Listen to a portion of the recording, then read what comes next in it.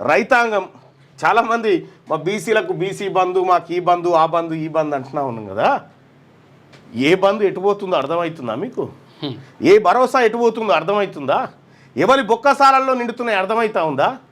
అర్థమైందా బైసాప్? ఇప్పుడు నేను చెప్పింది, ఇప్పుడు నేను చెప్పిన ప్రతి మాటకి ప్రూఫ్ ఉంది నా దగ్గర, ఆధారాలతోటి అన్ని, ప్రతి మాటకి ప్రూఫ్ ఉంది నా దగ్గర.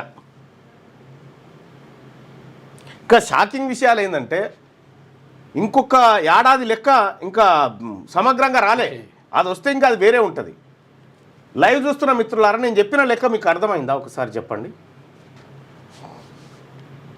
310 మందికేమో 63,000 కోట్లు మాఫీ, లక్షలాది మందికేమో 70 లక్షల మంది రైతులకు, బీసీ రైతులకు 26,000 కోట్లు. చూసుకోయిగా మీకు మస్తు ఇచ్చినామని చెప్తున్నారు. ఇంకా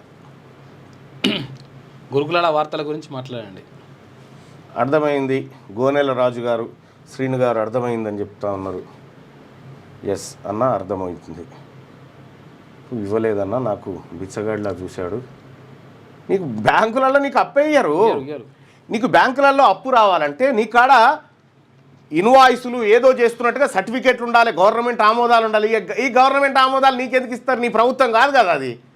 అక్కడ ఉండే రెడ్డి గారు, ఈ రెడ్డి గారికి సహకరిస్తే, ఈ బ్యాంకులో ఉన్న రెడ్డి గారు ఆయనకు లోన్ మంజూరు చేస్తే వీళ్ళందరూ కలిసి గోవిందమంగళం చేస్తారన్నట్టు.